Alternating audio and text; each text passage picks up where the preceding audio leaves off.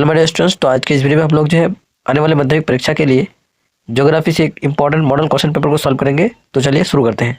तो देखिए, सबसे पहले ग्रुप ए में 14 MCQ रहेंगे। तो चलिए शुरू करते हैं। Question number 1, balsam occurs by the wind, glacier, river, sea wave action. किस अमल के जरिए बॉल्सम बनता है? तो वो होगा विंड एक्शन। ठीक है। क्वेश्चन नंबर 2 है, which is the deepest gorge of the world. दुनिया का सबसे गहरा गॉर्ज का नाम नियाग्रा, सियाचिन, कोलका या जेमू। तो कोलका होगा दुनिया का सबसे गहरा gorge.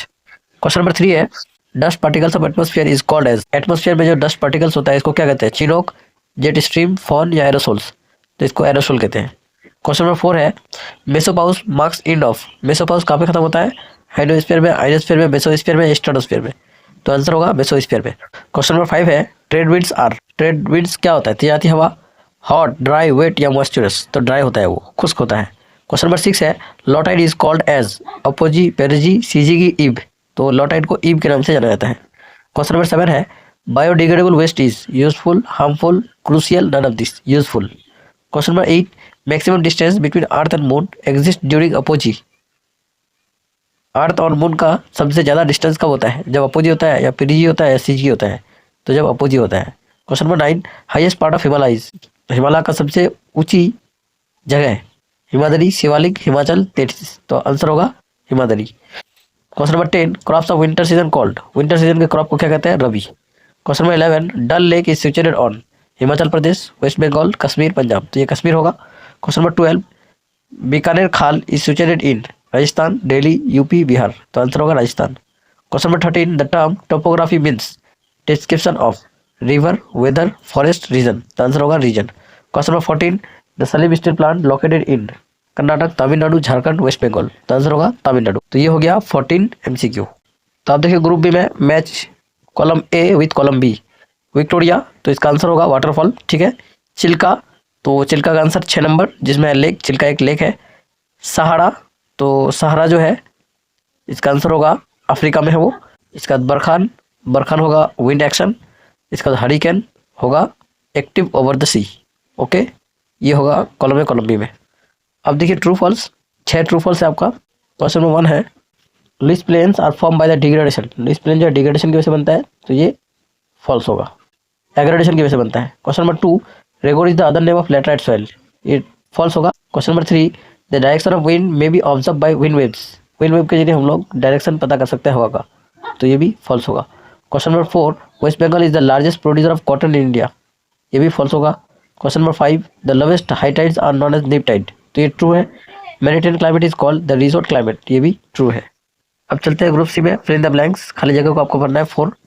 Question number 1, the percentage of CO2 in the atmosphere is. Answer 0.03%। Question number 2, literacy rate of India is 74.04 according to census 2011। Question number 3 है, India's most urbanise state is. तो वो है Maharashtra. Question number 4, topographical maps do not show information. कौन सा information? More information.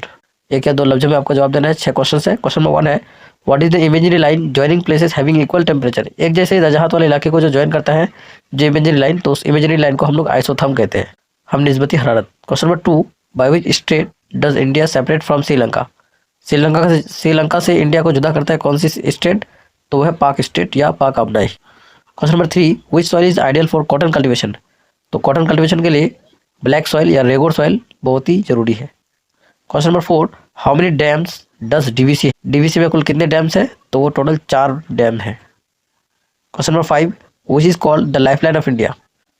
बहरी जहाज को। तो यहाँ पे आंसर गलत है, रेलवे नहीं होगा, इसका आंसर पानी जहाज होगा। ठीक है। Question number 6, which city is called as the Kashi of South India.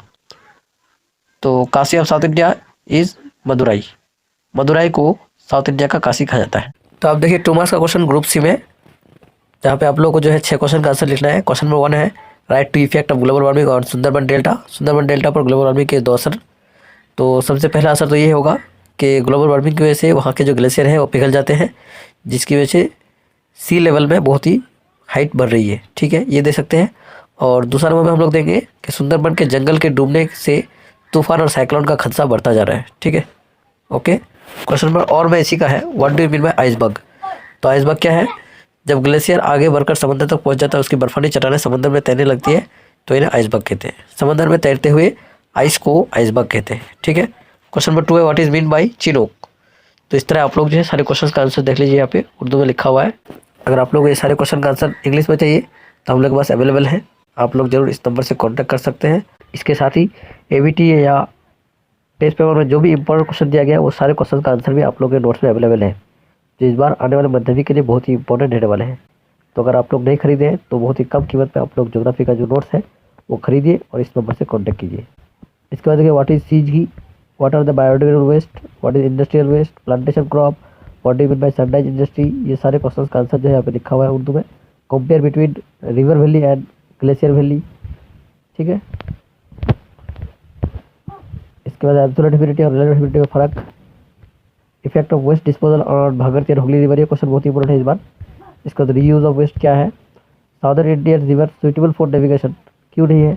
ठीक है, Tamil Nadu enjoy two rainy season, why. इसके बाद पाइपलाइन की क्या अहमियत है, रोपवे की क्या अहमियत है, कॉटन टेक्सटाइल इंडस्ट्री में इंडिया क्यों आगे जा रहा है, और रिवर के मिडिल कोर्स में बनने वाले अस्काल को बयान करना होगा।